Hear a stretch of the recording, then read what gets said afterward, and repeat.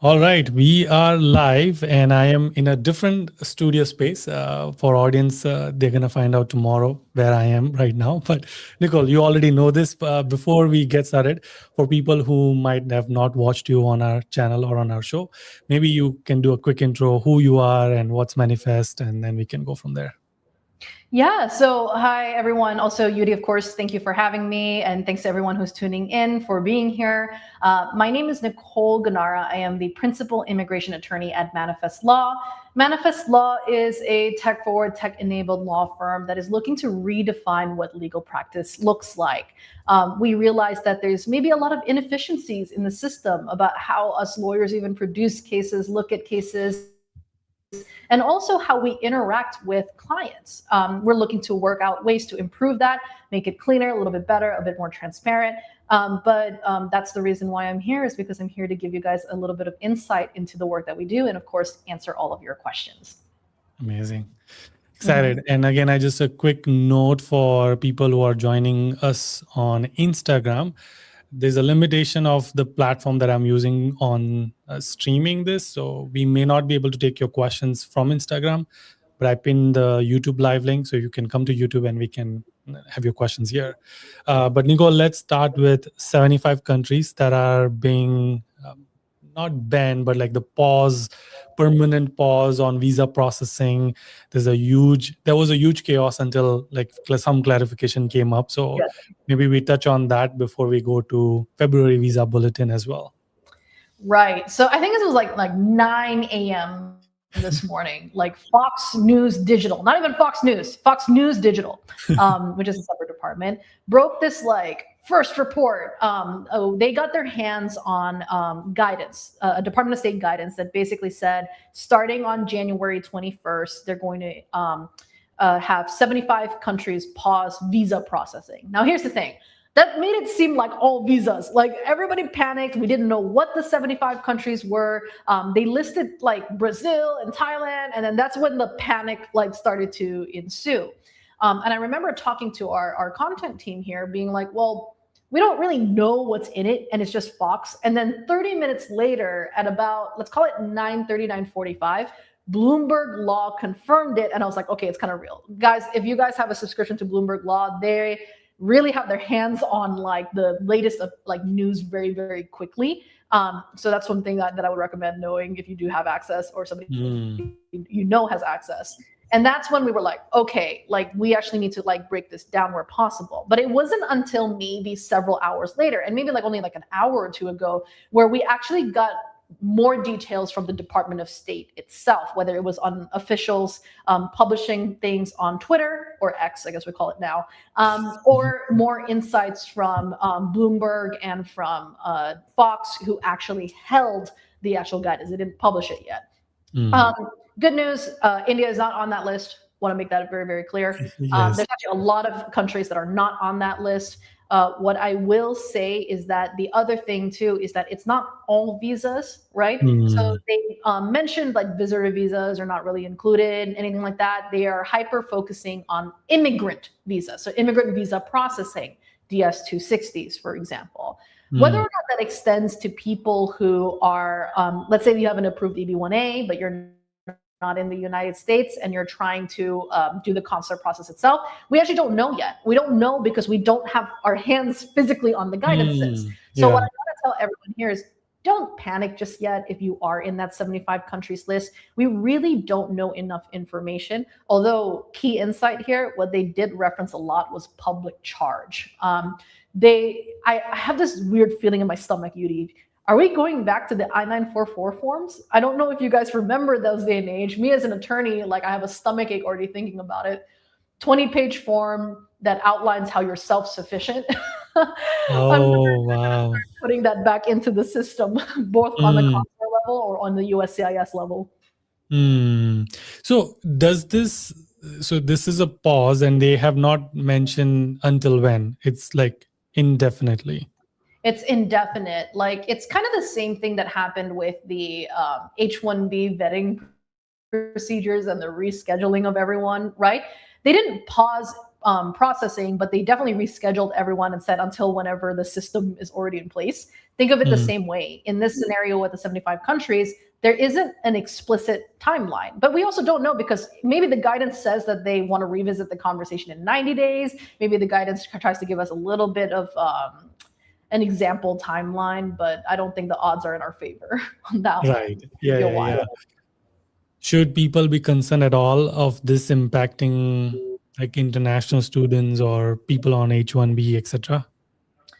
I think where people should be the most concerned are people who are listed in the countries that we're trying to consular process for green cards, right? It seems pretty clear, at least so far, with both Fox and Bloomberg confirming this, and a Department of State official saying this, that it focuses a lot on like family-based cases and people consular processing for green cards. So if you're a student, so long as you're still in compliance, you're coming to the United States to study, I don't really see it having an impact in that end. But I do think that we will know a lot more maybe as each hour passes by in the next day or two, especially leading up to the weekend, prior to it being in force on January 21st. I'm just glad it's not Friday. So that is true. That is true. It could have been a Friday evening thing where you and I would have been like we got to get on the live right now. Right. Yeah, exactly. All right, cool. Awesome. So that's the, I mean, slightly good news for a lot of my audience, but also sad for a lot of other countries. But anyway, we do want to talk about February visa bulletin before we get into Q&A. So hold on to your questions. I see already a lot of questions. So especially H1b Nigeria question. So that's interesting. Maybe we should take that one and see if that is going to affect. Does this affect H1b administrative processing for embassy in Nigeria? So for this 75 country visa processing pause, it's not specifically for H1Bs. It seems that it's for immigrant visas, and H1Bs are not there. However, I have seen a lot of pushback for H1Bs right now for Nigerian citizens. Do you guys know about all of the travel bans that occurred? A lot of the stops in processing did extend to Nigerian nationals. This is where I would recommend that you consider talking to an attorney just to ask a few questions on like the latest trends for Nigerian nationals, and also maybe tell us a little bit more about what happened in your interview. That's a good point.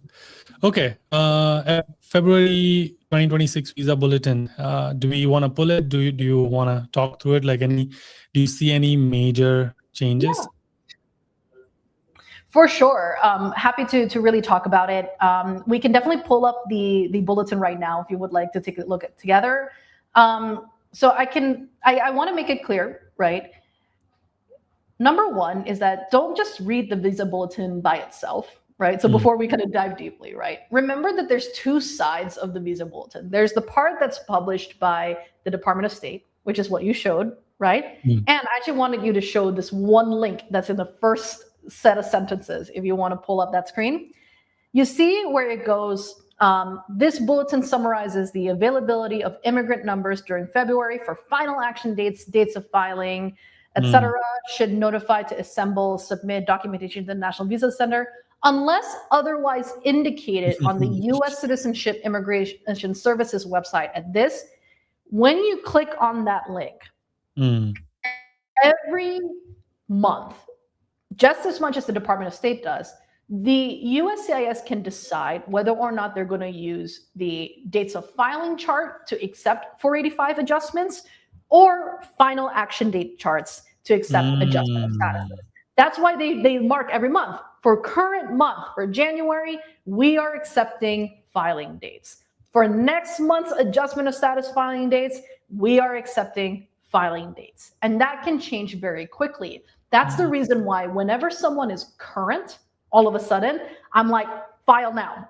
You have 45 days to get everything together and file it. Why? Because by next month, you could all of a sudden no longer be able to file your 485 because they decided to swap back to final action dates, which is a big gap, Yudi. You're talking about like a 1-year gap, I think, right now between the final action date and the filing date, right? So guys, always remember, you got to check both, right? this gives you a really good indicator of where things are going in a certain way. But a lot of people focus too much on just the visa bulletin when the second half of it is the USCIS page, right? Yeah. So that's And one thing would I it want to. say if they were not going, would it right? Because right now it says you must use the State Department one. Otherwise, they would say something else. No, instead it would say, if they decided to use final action date instead, they would say you must use the final action dates chart in the Department of State visa bulletin, right? Okay. So the funny thing is that when attorneys are looking at the visa bulletin, of course we want to know the movement, but this is the part where we're like, oh, wait, we need to find out. Is it dates of filing or final action? Because that's a big difference between the two. Got So it. we can definitely start scrolling down towards the family. Like, I don't know if we have a lot of people here in the audience who are doing family sponsored preferences. Probably not. But what I will tell you is that, yeah, there wasn't there were movements, but not much for India or China.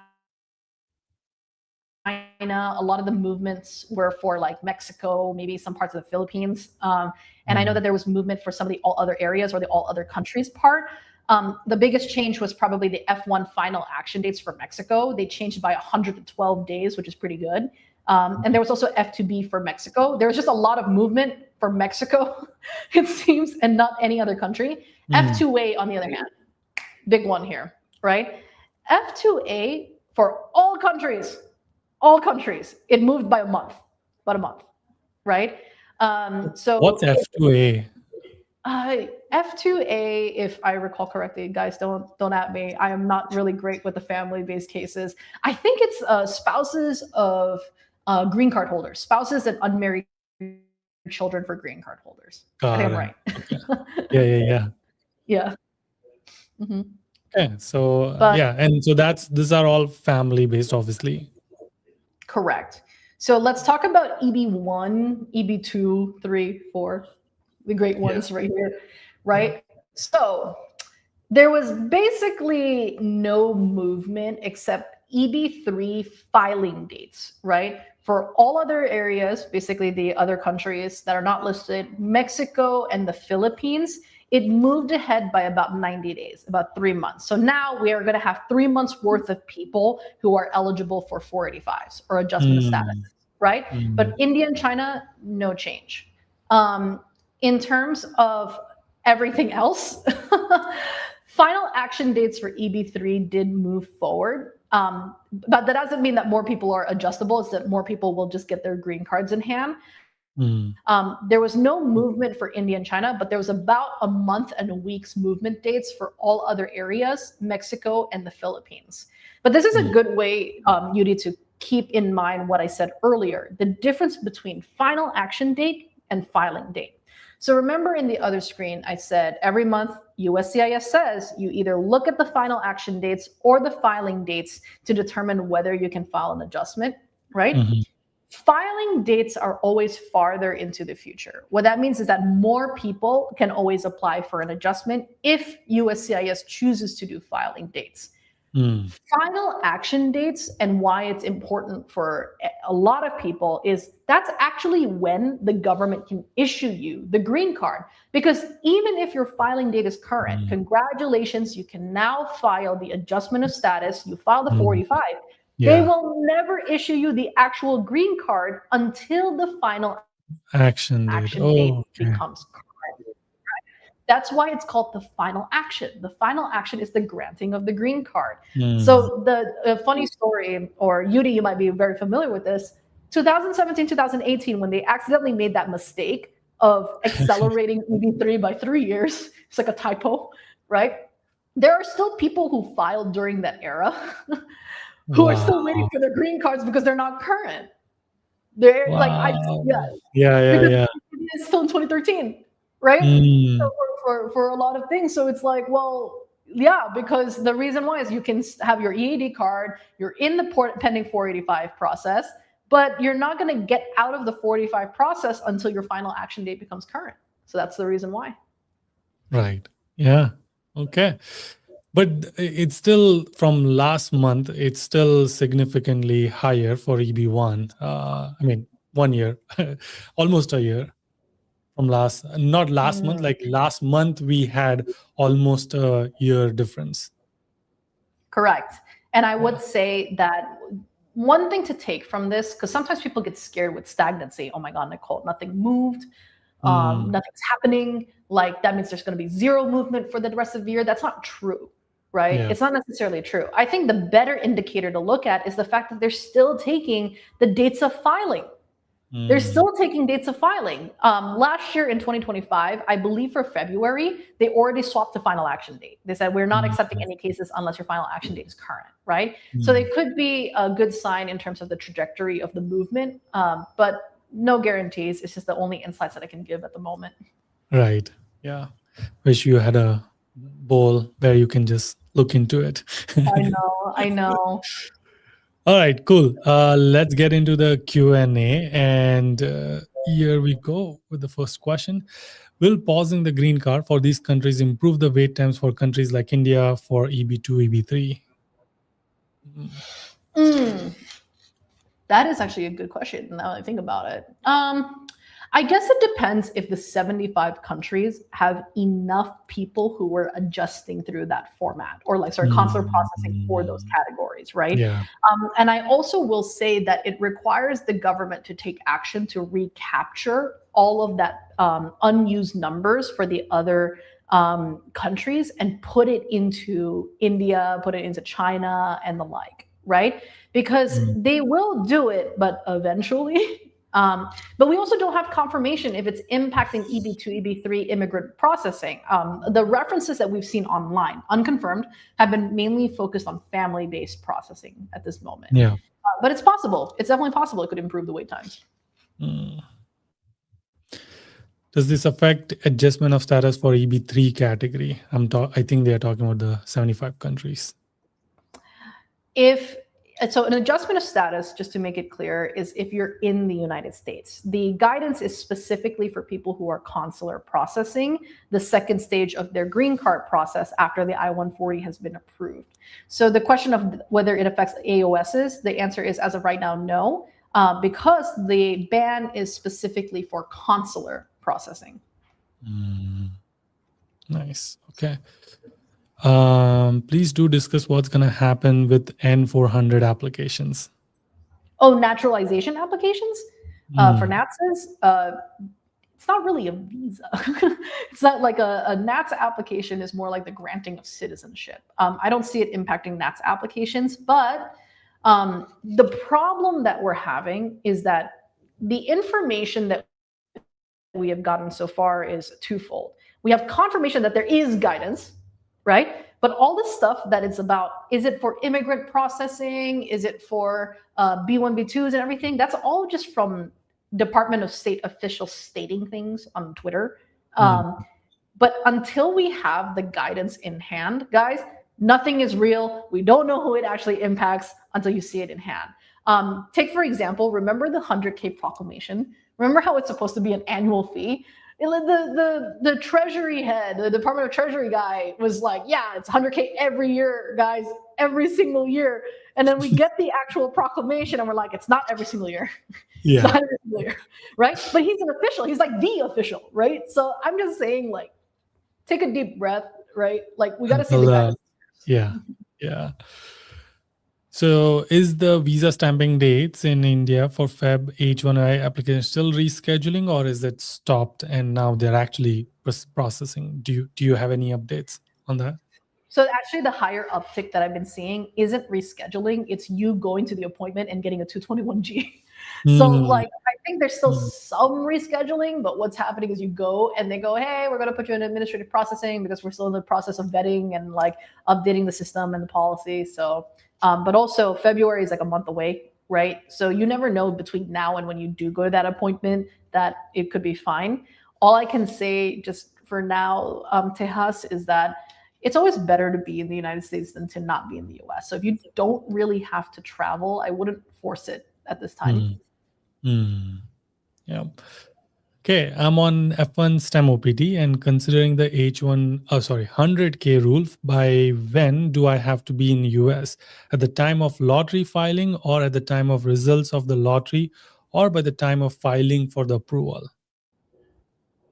At this time, it's the time of the filing, right? Because you need to be seeking a change of status in the United States.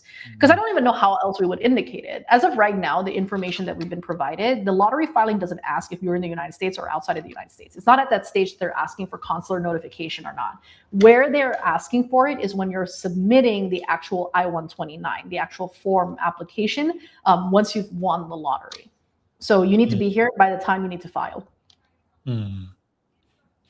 So filing for the approval once you have picked up in the lottery. That is correct. Gotcha. Okay.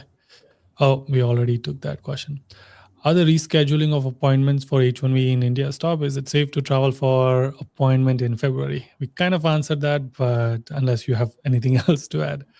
I think it's more like this is definitely a frequent topic. I think with February, you still run the risk of that 221G administrative processing denial. I would still hesitate to recommend people going in February at this time. Yeah. What are the chances of the EB1A getting to current dates? Isn't that the dream for all, right? Yeah. What are the chances of EB1A turning into a C one day for India? Yeah. I don't think the chances are very high. I think it would be a typo. Like if I ever woke up one morning, Yudi, and you saw a C in that category, first of all, I would still celebrate because the previous time that this happened, they had to take it. They were like, oh, all right, we can't undo it. But for the month, it would be the busiest month of my life. We would be like shooting out AOSs. There would be so many I-140 concurrent filings, never before. Like everybody would just be filing. Everybody would just be filing. Right. But I do think it would take a miracle, to be honest with you, to get to a C in that category for India because of the volume of applicants and the volume, even if the approval rates are lower now than before. Because frankly, it's just there's country limitations to how many that they can accept at a given time. Yeah. Okay. I'm on F1 OPT and working in an unpaid remote positions related to my major. Is it safe to travel to India and re-enter US under these circumstances? Are there any compliance or re-entry risk I should be aware of, and what documentation would you recommend carrying? Number one is I want to make sure that you have a valid F1 stamp, right? If you don't, if you're not going back to your home country and you're just going to Canada or Mexico, or I believe the rule is also other like the Caribbean islands for people who are on F1, that doesn't apply. You have something known as automatic revalidation, where if you're exiting for less than 30 days, but you have an expired F1 and you still have a valid I-20, you can come in. But I think a lot of people forget that the rule is may. It's still discretionary. They don't actually have to let you in, right? Unless when you're on a visa, they inspect you, but you have the authority by the traveling purposes to come back into the country. So that's risk number one. But number two is that when you have an unpaid remote position, it's possible that once the officer asks you, hey, can you prove that you've been working, but you have no pay stubs, be prepared for that increased scrutiny to show that you have provided work, that you haven't been accruing accidentally unemployment time. Because remember, OPT and also STEM OPT have limits to how long you can be unemployed, right? So even if you're doing a volunteer position, right, prove that it's truly still a position, that you're still providing active work to that company. Yeah. Okay. I'm seeking information on 240-day rule for O1B visa extension periods. What happens after 240 days? What if a visa holder loses their job before the petition is approved? What alternatives? So what happens after the 240 days, if your O1 is still pending, is that you can't continue working. That's number one, right? Because you are given a limitation to how long the quote unquote automatic extension is for working for that particular employer. The second thing is, what happens if a visa holder loses their job before the petition is approved? It depends on how you filed the O1B. Did you file it as an agent petition? Did you have other employers that were part of that O1 agent petition? Because if it was a specific employer, then the right thing for that employer to do is to withdraw the application, because that role doesn't really exist anymore. It doesn't, right? So in that case, if your current O1b is still valid, right? Because I don't know if you're in the middle of the extension period or if you're still in your O1b and you're trying to look ahead into the future, right? Then I would say to you that you can technically roll back into your O1 status and find a new job and then file again for an O1 extension or transfer. But if not, then you might be in a situation where you would need to leave the country, because if that O1 is denied or is invalidated or withdrawn, they don't give you a grace period for that. They're just like, all right, well, now we told you that you have been denied or it's been withdrawn, you got to leave. But Apurva, I think for your particular case, I would highly recommend that you speak to counsel, because you might be able to negotiate something with your employer or maybe even be proactive about what to do to prevent falling out of status. Yeah. And on that note, I just wanted to remind everybody, I do have the link if they want to schedule a call with either lawyers or like if you are in O1 or EB1A process and you feel like you want to get your profile evaluated, you can do it for free. So link is in the description. Okay. Lots of H1B questions. Regarding H1B, I wanted to understand if there will be a threshold or quota for each wage level, or if positions will be end up being filled by level 4 employees, leaving less chances for level 1 and level 2. There is not going to be a threshold or quota for each wage level. The wage level thing is just what improves your odds. I do think that there's definitely going to be more people who win who are on the higher end of the salary wage, because just numerically speaking, they have higher odds of winning. Yeah. But it's not like after 10,000 level 4, we're going to move on to level 3, 2, and 1. It's still going to be, Okay. For H1B lottery, do I need to be in the location which I'm going to be using for the lottery registration, or can I move to that location once I get picked in the lottery? Okay. Few things. When you submit the lottery registration, you have to declare the work site. That's how they determine the wage levels in the first place, right? When you declare that work site, you must be committed to being there by October 1st, right? And one thing that people forget is that you need to have access to that work site even before October 1st. Why? Posting notice requirement, unless you qualify for electronic posting instead. One thing that I will say, just to answer this specific question, do I need to be in the location which I am using for the lottery registration, or can I move to that location once the H1B is picked? You can move later on. You just have to be there by October 1st. It needs to be real. It needs to be committed. You don't actually have to physically be in, let's say, San Francisco, if you said San Francisco, even though you're living in New York right now, until October 1st. Yeah. Okay. Dates are current. I-485 pending. When can I hear? Not sure what they mean by this, but. Oh, I think I know what they mean. They're saying that they filed their 485, right? It's already pending, but now I think their final action date is current. So they filed back when filings were current, and now their final action dates are now current.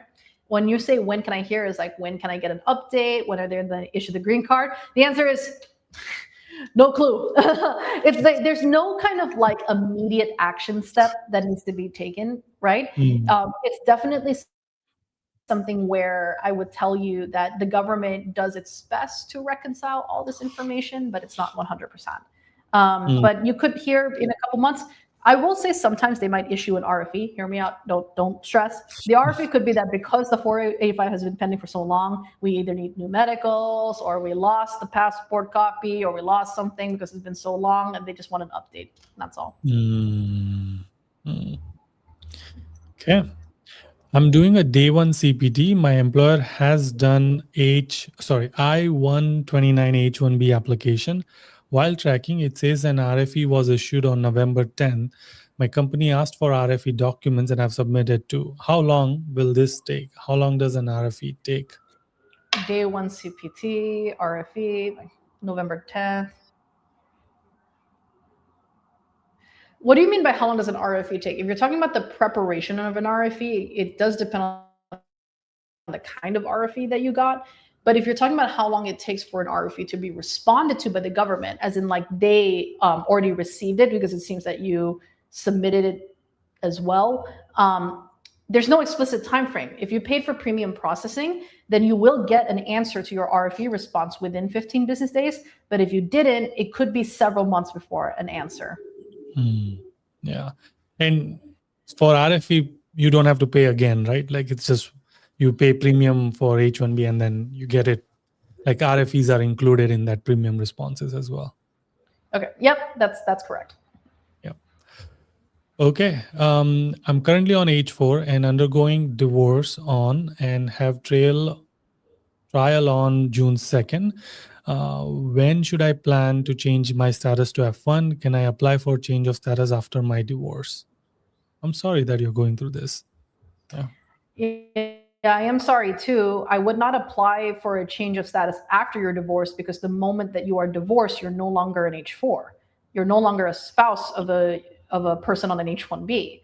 So you need to be a little bit more proactive and you need to seek to change your status because the moment that the divorce goes through, you are invalidated on your H4. And there isn't like a grace period based on divorce. So this is where definitely you should seek immigration counsel because if you know that the trial is going to happen on June 2nd, contemplate kind of planning around it for sure. Yeah. And I am going to give them the link to our legal counsel. So Sneha, I'm posting the link for you if you want to grab that link. Okay. I am going to India on F1 STEM OPT. Will there be any issues? That's a very broad question, Janvi. Will there be any issues? So if you have your valid F1 visa stamp and you've been maintaining compliance for your STEM OPT, it should be okay. But the only thing that I will say, and this is just from recent experience, I've learned a lot about how a lot of employers or a lot of individuals don't realize how STEM OPT may work, right?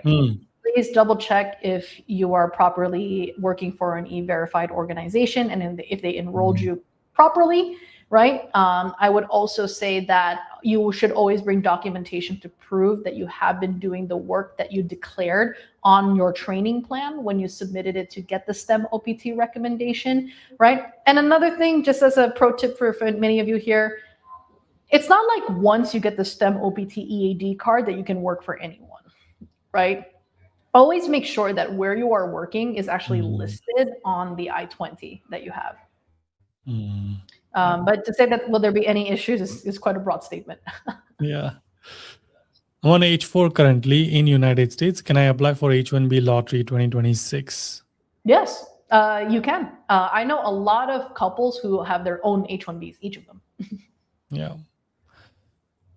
And probably repeat type of question. Is it safe for OPT students to travel outside the country or are there reasons they shouldn't?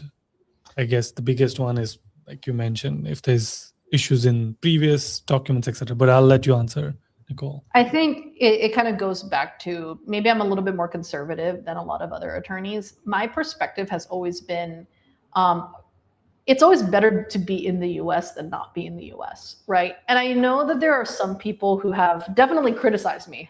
They have criticized me and they said, you know, you panic too much, like you should never tell people to come back to the country or not tell, like basically tell the company to stop people from traveling and the like. But I just know that I am thankful that I tell people that I tell them not to travel because when that new visa ban came out, the new entry ban came out in December. It's not like they gave us lead time.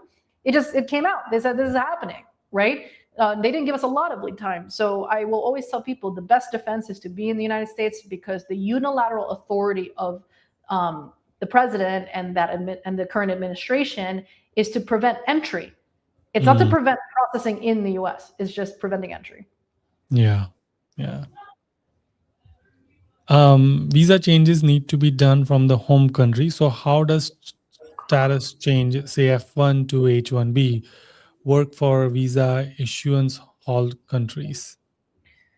So this is where nomenclature or what we call terms like get a little bit muddled, right?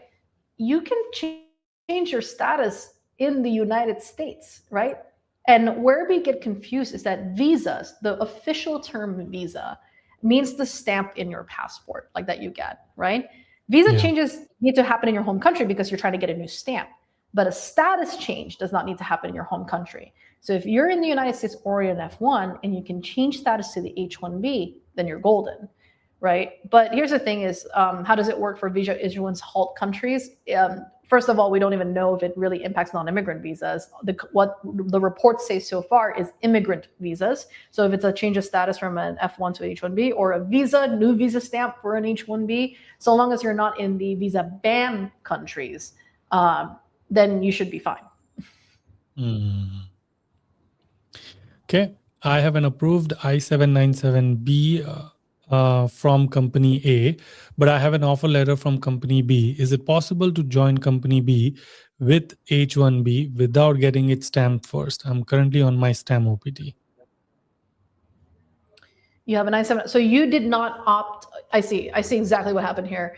You got a H-1B approved with consular notification in order to preserve your STEM OPT time because you had about another maybe year or maybe another 2 years and you want to build that ramp. Duly understand, right? The problem is that as of right now, you can't without activating it abroad, but there is one strategy. If your company is willing to submit an amendment, you can actually seek an amendment to change the approval from a consular notification into a change of status. But this is something that you would definitely need the company to talk to a lawyer to in terms of strategizing for it. But for now, I would say that, yeah. And is this like company B who's going to redo the... Oh, I see. Sorry, it's company A to company B. That's my bad, right? Let me correct that very quickly. Joining a new company when you haven't activated your H-1B is a legal gray area. Because it's like, were you truly madly, deeply counted against cap? I would say under Biden, I had like a ton of approvals for those scenarios. Under the current administration, I hesitate. I've had people still get approved, but not as comfortably in my point of view. Right? Because remember that the whole point of being selected on the H-1B is that you had a job offer with a specific company who enrolled you at that time, and the intention was for you to start working for that company on that H-1B. In this case, the strategy that you decided or your company decided was to preserve your STEM OPT timeframe. Here's my recommendation then. I know right now the H-1B visa stamping timelines are a bit tumultuous, but it doesn't hurt for you to book an appointment, right? So then wait a few months, get into an appointment maybe in May or June, do the stamping, come back to the United States activating your H-1B, and then change your status or change your employer to company B. And at that time, right? The only thing is like, will the company B wait that long? Yeah, that's a tough one. But it is a risk assessment. Company B can surely try. They can try to get you a change of employer application down and in this gray area, but they need to be willing to understand that they could lose that money and that you might ultimately want to stay. I probably wouldn't move until you have that approval notice in hand. Yeah. Okay, so my question is, what's the usual deadline to submit RFE documents to USCIS? It's already 65 days since I see RFE notice was sent. My company is not sharing if they submitted or not. I'm worried. Usually in RFE, you're granted about anywhere from 60 to 90 days to respond. Could be 30 days for some of the lower hanging fruit, but 90 days is the most common. The company is not obligated to tell you that they've submitted the RFE, right? To be fair, it's a petitioner-based application, right? Just keep checking. You can keep asking. It is not, I wouldn't say it's not unreasonable, but they do usually have more time, up to 90 days total. Okay. All right, so this is two-part question. My STEM OPT approved on 15th November 2025, and EAD card was produced on 21st November 2025, but I didn't receive it yet. They gave me tracking number and it says delivered, but I didn't receive it in first place. I checked with Yes, nothing, no update, and I informed DSO. You Yes. need to submit an e-request, and you might need to submit an EAD replacement request. Mm. Unfortunately, like the government, like it's not even the government. The reality is that sometimes these things do happen. Maybe somebody stole it out of your mailbox. It's technically a legal document that people are trying to present as themselves. But highly recommend that you really submit an e-request to see if they could resend you a new one, and if not, seek a replacement EAD card. Mm. Yep. Any idea on what the odds of selection for people under level 4 wage for the upcoming lottery? Not yet. Under level 4, actually, there's great models that are outlined. If you Google, like, I'm trying to think of the term. Give me 1 second. If you Google like lottery odds 2026, H1b odds calculator. Give me 1 second. There's a really good one. So this is from a company that I have personally. I know a lot of people there. They're really great. It's a company by the name of Lawfully. I don't know if I'm going to share this with you, Yudi, here. They have an H1b lottery simulator calculator, so you can actually input some information to see what your weighted odds are. The only thing is that these are like models. They're models. They're people who are doing like some level of statistical analysis, but that's not like a guarantee, right? Right. Oh, interesting. Yeah. Right. So it's like there's just a lot of ways to do like the calculations. So I highly recommend that. I will say the calculator was built more for companies, but you can put like one, and then you can start putting all the information in. Right. Cool. Yeah. Okay. Wait, I lost all the comments. There we go. Okay. What's the average timeline for family-based visas now for Indians? A really long time. A really long time. That is the answer, unfortunately. Wait, is it for family-based as well? Like family-based could be spouse also, right? Is it also long? So here's my question. Whenever I think about family-based visas, if it's marriage-based green cards, where you're marrying someone who is a US citizen, right? Immediate relative petitions, then they're almost immediate, right? In the sense that you can file the I-130 concurrently with the 485 at the same time. Chances are you'll walk away with the green card in a year's time because there's no quota. There's no limit to how many those kinds of green cards can get issued. In terms of like family visas for the other categories, right? Happy to like look at the visa bulletin right now if you want to hear. But for February of 2026 for F1 for filing dates, right? For India, for F1, right, it's November 2016. For F2A, which is spouse or unmarried child under 21, to green card holders, it's still February of 2024. So it's still over a year, closer to 2 years wait time, right? And then everything else. Final action. I'm looking at final action dates, right? Gotcha. In terms of the green card issuances. But even then, for India, you can file your 485 already if you are married to a green card holder, because the wait time is only about like a month. It's the 22nd of January 2026, right? That's not too bad. That means file now. Yeah. But that being said, it's not. I don't think it's as quick as people think, right? When I think about family base, I think spouses of U.S. citizens. Is it? I'm assuming I recently got married to my girlfriend. What about filing date? Not sure. It depends on when you file your I-130. So you need to lock in your priority date and file the 485. But you need to be fast because what was the cutoff date for February? 22nd? January. Yeah, you got to file in like a week. Yeah. Yep. All right. I'm working remotely as a data scientist, and I'm planning to move to a location in a county where my position would fall under wage level 4. However, I'm not currently on a lease. Will this still work as long as I'm living there, or will USCIS require concrete address proof such as lease or a utility bill? So this is going to be a case of first impression. question because we've never had a weighted lottery before, right? This is the first time where we had something like this.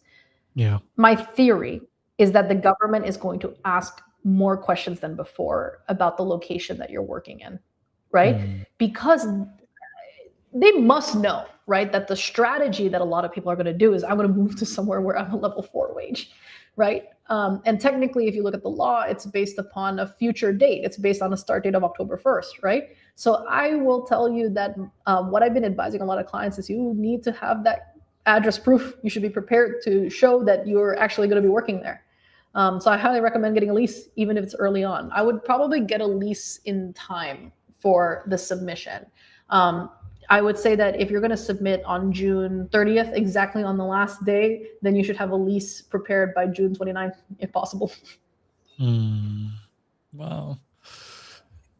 Okay, I have an approved 797B approved from, I think we already... Yep, we answered that one. He might have copied and pasted. Yeah. Someone says I did reach out to a manifest law. So I will, Bhumik, if you want to reach out to me and I will help you get closer. Okay, there are 2 SOC codes which matches my actual job role. Code A gives me the higher wage level. With what specific evidence should I start gathering now to defend this choice in case it invites scrutiny? Wow. I have a great answer for this. I know that like we try to keep answers very straightforward here, but I actually recently did a training even with my own attorneys, right? Being like, this is how you deal with SOC code analysis, right? Because SOC code analysis is crazy. It's true. People can actually apply for multiple SOC codes. But if you want to defend it better, right, you actually need to use the ONET task list and align the job description almost as closely word for word to how they define it on the SOC code list, right? Because the government is allowed to accuse you and basically say, no, I think you're supposed to be in this other SOC code instead, right? So the only way that us, the attorneys, counter that assertion is either A, we pay money for an expert evaluation letter. Basically, a professor who's an outside evaluator says, yeah, this looks more like this role than this other role, and here's why, right? But the cheaper alternative is that we do a job chart and we basically go, look, this is the description. This is what the OOH and the ONET say. This is word for word exactly the same, right? It's hard for the government to contend that you're not in that SOC code, right? Yeah.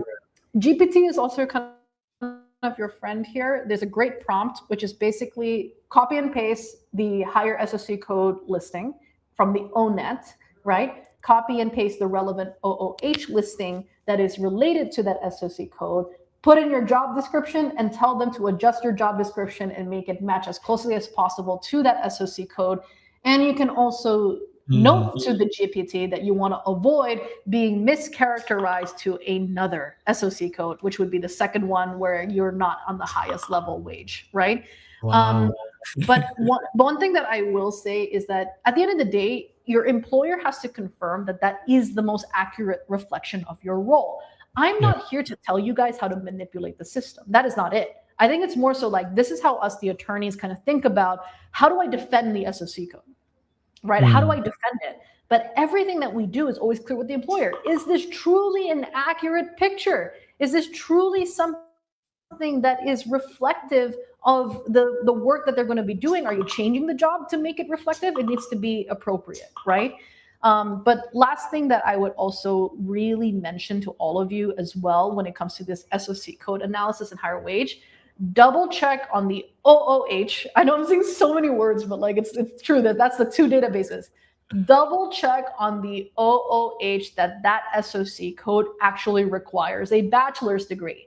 There's sometimes a reason why the wage level is lower for another SOC code, and that's because generally it's an occupation that doesn't require a bachelor's degree to fulfill. So do not make that mistake. Architectural drafters versus architects. Architectural drafters don't need a bachelor's degree, but architectural designers are technically drafters, and the level 4 wage is going to be a lot lower. But you're going to get a nasty surprise of an RFE if you use that SOC code that doesn't require a bachelor's degree to fulfill. Yeah. Wow. There's a lot goes on behind the scene. Yeah, we could do a master class, honestly. I love talking about SOC codes. It's actually one of the biggest things that I nerd out about is looking at all of these databases to identify the right ones. And I also like to look every year on the new SOC codes that come out because the government does develop new codes over time as well. Yeah. Okay. I'm on H1b and was on FMLA for the past few months. So I don't have any recent pay stubs from my employer. In the event of H1b transfer, what can I submit instead? You need to show the approval of the FMLA period. You also need a letter from your existing employer for to verify that you are still considered an employee in their system and their approval of your FMLA. Now, if you're worried about asking your employer for that letter, remember that that letter also can be used to prove like mortgages, right? So employment verification letters are not odd. There's so many other reasons that you need them for. Figure out what that reason is and tell your employer that reason. But please be a little bit truthful. Try to figure out something that you actually need to apply for recently or upcoming that would need a verification letter. Yeah. Okay. For the upcoming H1B selection, if my company is based in LA, California, and my work site is different county, should I be able to apply from my work site location or office location? It's your work site location. That's what controls here, right? If you are like, so this, I'll give you an example. We have offices in New York and in Arizona. We also have offices in a variety of places, right? But if one of my colleagues needed to get an H1B, but they're working out of the Arizona office, I wouldn't put the New York headquarters, in that. We would basically be listing the Arizona office because that's where they work, right? That's what controls your wage. It's the geographic location of your role. Yep. Okay, I'm currently on F1 OPT. Is it okay for me to be in India while participating in the H1B lottery in March and then return to US in April or May? It should be fine if you have a valid visa stamp, or you might be relying on automatic revalidation. But that wouldn't happen in India, right? Oh yeah, to be in India while yeah. So I think it's basically like if you have a valid visa stamp, then that's what you need. You can't just come back based on like the OPT. Yeah. Yep. If I get H1B approved with wage level 4 and I switch jobs due to which I relocate to a lower wage level, would that be a problem? So long as you did the wage level 4 job and you actually worked at the wage level 4 job in that location, you should be okay. If you switch jobs, you need to file a transfer. Because or if it's a different role at the same company, you need to file an amendment. But it shouldn't be a problem, because that's the other thing is like, that's why I'm really confused about how they designed it, like rules wise, right? If you think about it, because then technically someone can say they're working in Alabama for a month, they do that, and then they just transfer to their dream role in San Francisco. Totally possible. I'm currently on OPT F1 and I don't come under any wage level. Am I eligible for H1B? You don't come under any wage-based level. That means that you can't apply. Yeah. Can you apply for H1B? You wouldn't be able to apply for an H1B. Yeah, you need to hit at least level 1 for a wage. But there's ways to kind of like, going back to the SOC code analysis, think about other codes that may apply to your role. There could be lower numbers. The other thing too is, remember, H1B lottery doesn't mean it needs to be a full-time role. It could be a part-time role. So if you can make an hourly argument instead, and there's level wages for hourly rates, and that's more manageable for your company, instead of 40 hours, you're doing 30 hours or 20 hours, then maybe that's how it will work. But if you don't come under any wage level, then unfortunately you can't enroll in the H1B lottery because you need to be paid at least a level 1 wage. Yeah. How much time it takes to get green card through EB3 skilled for Nepal? Ooh. Ooh, EB3 category right now under Visa Bulletin. So in terms of filing for a future 485 based on EB3, you would have needed to have your perm certification filed by 2023. So June of 2023. I would budget in maybe like 4 years right now, 4 or 5 years before you would be able to have a green card or even talk about the actual green card right now. If you started the process today. Yeah. Okay. I started as a software engineer at AI startup in California in November 2025, and my current wage is below level 1 range.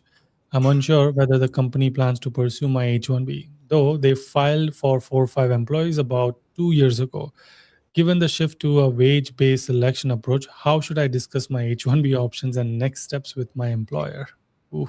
Is there any way that you can change your job from a software engineer to a database administrator or a quality assurance specialist? Like, I think it just kind of depends what kind of engineering you're doing. I think people don't realize that not every single thing that touches software means that you are a software engineer, right? I think we use the term software engineer a little bit too loosely. So I would need to look at your job description and see is there another SOC code that could work. I'll give you actually a really good example. There's something that came up.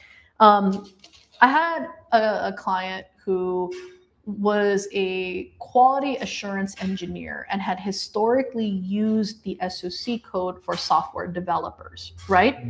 But funny enough, I was kind of talking to them and I said, well, it's very possible that when we do your perm, it may not come back as a software developer. So in a perm process, there's a prevailing wage request. Then the government actually assigns you an SOC code when you get the prevailing wage determination. And they came back with a completely different SOC code. They did not call this guy a software developer. They called him a quality assurance analyst, right? And I was like, all right, cool, no big deal, right? But that SOC code is something that stuck in my mind because even though it has the same OOH, it's a completely different SOC code with a different wage level.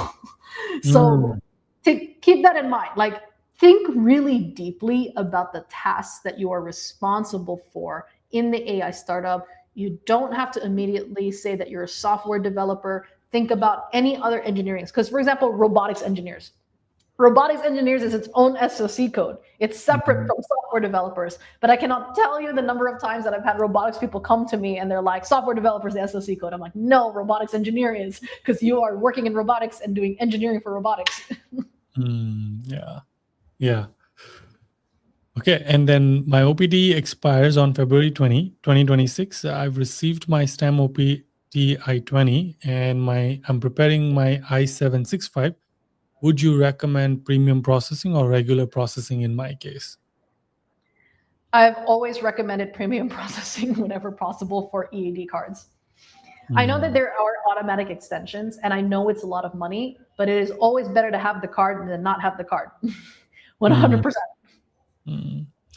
This is interesting. What is your estimation on the number of registration for this year's lottery considering the 100K fee? Do you feel like it's going to go down?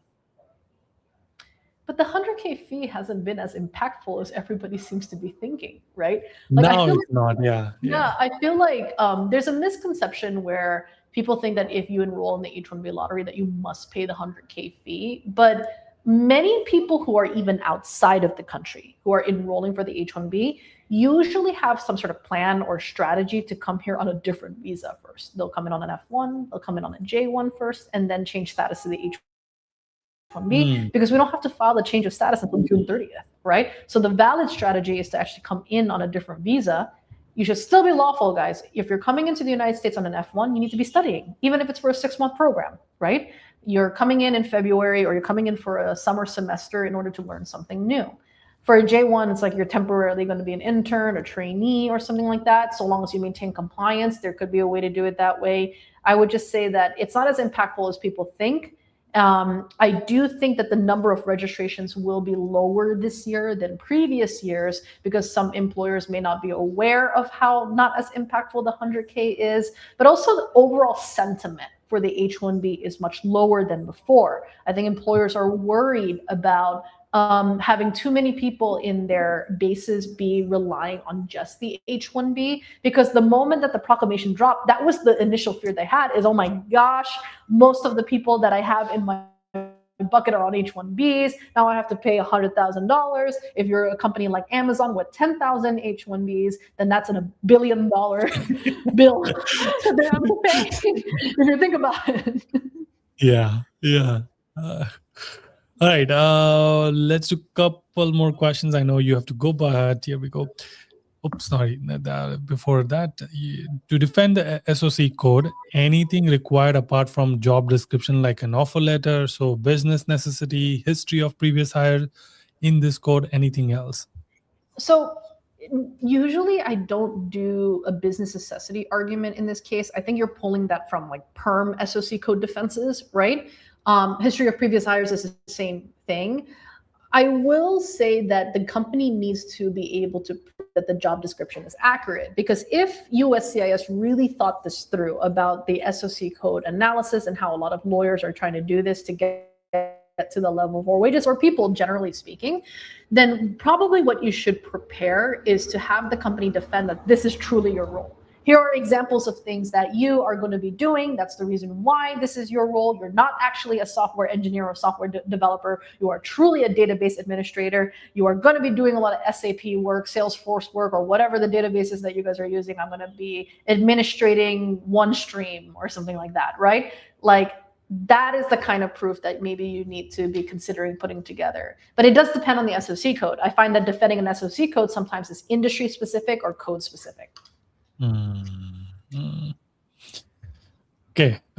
If company file H1B extension with non-premium, and if we do not get approval till current H1B expiry in this case, we will get automatic 240 days extension, right? That's the first part of the question. If we don't get approval to the current H1B expiry, yes, you would get the, well, actually, why am I hesitating? I remember that they stopped the automatic extensions, right, Yudi? I'm trying to remember on top of my mind. Give me 1 second. Yeah. Guys, this is where, as an attorney, I'm not necessarily perfect. I know you guys expect me to know every single answer that's possible, right? But the reality is that I don't remember everything immediately. So, but it's absolutely normal for me to be a human being to tell you that. Let me double check really quickly. H1B extension, the 240-day extension rule. I think it was mainly for parole programs, right? Let me double check, Yudi. Give me 1 second. Yeah. While you double check that, there was one question on Manifest, so I can answer that one. Does Manifest help with H1b petition portfolio building, or do you primarily help once USCIS? They do help with the H1b as well, if I'm not wrong, Nicole. Yes, yeah. We do have, it's not a portfolio building program. We call it an opportunity matching program or an evidence development program. We can definitely walk you towards the right direction. However, it depends on the type of H1B, right? Because if you're a singer or an actor, I am very limited. Like, hey, I cannot get you into movie productions. I wish I could. That would be a very different kind of star power for me. But actually, to go back to the previous one, I have the answer. Bear with me here. Yeah. The reason why my gut always kills me is because I think about how many memos have come out and guidances have come out in the last 3 months. The answer is that the automatic extension does exist. Where there was a bar on the automatic extension was the 765, the EAD, the automatic EAD. Oh, right. Yeah. Yes. Yeah. It's like, oh my God, the bottoms of the depths of the rules, right? Currently, if someone is getting 80K and a company files for an extension for 100K, when is the company liable to pay the 100K from the renewal date or the approval date? Approval date. It would be the date that your new H1B is approved for. You will know on the approval date whatever that you're going to need to be put on that amount. The LCA can also dictate as well. Yeah. All right, last question. I'm an international student from Nepal, currently in my second semester. I recently learned that Nepal is included in the list of countries with an indefinite immigrant visa freeze. I wanted to ask if this will affect my OPT EAD application or a future change of status from OPT to H1B, if there are any precaution I should take. Indefinite immigrant visa freeze. Are you talking about The the one 75 that came out countries. today? Yeah. Yeah. It would not, in fact, affect your OPT EAD application at this time because it's an immigrant visa freeze, and H1Bs are also not immigrant visas. So I want to remind everybody, an immigrant visa is something that nets you a green card. I know that sometimes there's a misunderstanding that H1Bs ultimately get you a green card, or there's some sort of automatic provision to get a green card, but it's not. The reason why there's a misunderstanding is because a lot of people who ultimately get green cards are people who happen to be on H1Bs. So, but as a precautionary tale, what I would say is that if Nepal is currently on this list, is it possible that in future lists that Nepal would be included? I think a lot of us here know that there was a processing pause even for domestic applications from citizens of certain countries. Let's say you're a citizen of Iran, you're a citizen of Syria. They haven't been adjudicating benefit requests and applications from individuals from those countries. So my take, right? If you already know that this is happening, sooner the better. I don't know if it will extend all the way to Nepal, but just bear in mind that Nepal has been listed on this particular one. I also wanted to go back to the previous question very quickly, Yudi, because I want to clarify what I said for approval date, right? The only reason why sorry, I thought you meant like H1B win, not the approval. This one. This one, yes, right? So when is the company liable to pay 100K from the renewal date or the approval date? So it's the date that the new approval notice is starting with, right? So if your current H1B expires in, let's say it's like June 1st, right? And they already applied for an extension, because the earliest you can apply for an extension is 6 months prior to the expiration. The start date of your new approval is likely going to be June 2nd, right? Something like that. That means that they are not liable to pay the new wage until June 2nd, because that's the approval date. That is the date that you have that H1B, that new status on there, right? That new set of time for, right? So I usually will tell people, take a look at the approval notice once you get it, whatever is the date on the left side of that box, right? From the from and to, right, is usually when the company is liable to pay the new wage. Nice. Last question, probably more so for you. I've reached out to Manifest. I'm waiting for their response, but my employer does not currently have any attorney. How much does Manifest charge for H1B filing, or in general for entire H1B fees?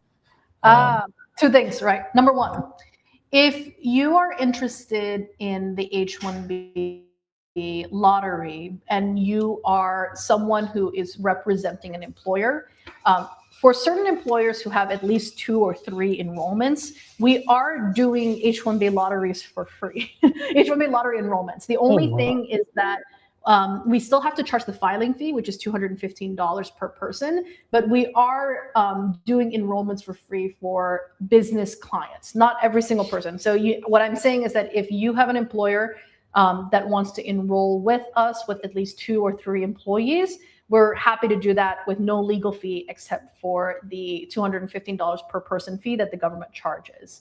In terms of how much we charge for the H1B filing, it's actually on our website, but what I will say is that there is a big difference between approaching us with volume. I have an employer who wants to hire a new set of attorneys to do their immigration work. We do have corporate rates for corporations, right? So I would highly recommend, I know that you've already reached out. I think if you want, you can directly reach out to Yudi, who may be able to flag your full name to me directly so I can try to escalate it, right? Because we do have preferred rates for people who bring us volume or companies in particular. Yes, Kiran, if you want to, I also posted the link again, but if you want to, I'll make sure, I'll flag this as well, but regardless, please reach out. Nicole, if you have 2 more minutes, I have one. Yeah, he has a follow-up. plus another question on banned country or the 75 countries. I am currently on F1 with day 1 CPT and working as a software developer in Dallas, wage level 1. Would relocating to level 2 or level 3 city improve my odds in H1b process? Yes. Yes. The answer is yes. It would improve your odds, And I right? think oh, sorry. I was yes, just please saying that I think what Kiran was mentioning was his company to work with Manifest to file his H1B plus others, if there are others. Yeah, of course. Yeah, we definitely can help you out. And when it comes to relocating is always a good thing in this case. Yeah. Yep. I'm a green card holder from Cameroon and just filed for my N400 naturalization. Is my process affected by this new ban? We actually don't know yet, but I don't consider naturalizations as immigrant visas. An immigrant is somebody that is permanently immigrating to the United States and getting a green card. Is a naturalization considered an immigrant visa? I don't think so. I don't think that's where their N forms. Yeah. Okay. Cool. That was a lot. Thank you again, Nicole, for doing this. I will see you next week, Wednesday. Unless something happens, we will always jump on. But I'll see you next week, Wednesday, same 4 p.m. Eastern time and 1 p.m. California or Western time. And we will be doing masterclass on O1 visa and talent visa, etc. So stay tuned, everybody, for that. But see you, Nicole. All right. Take care. Thanks for having me, Yudi, and thanks everyone for being here.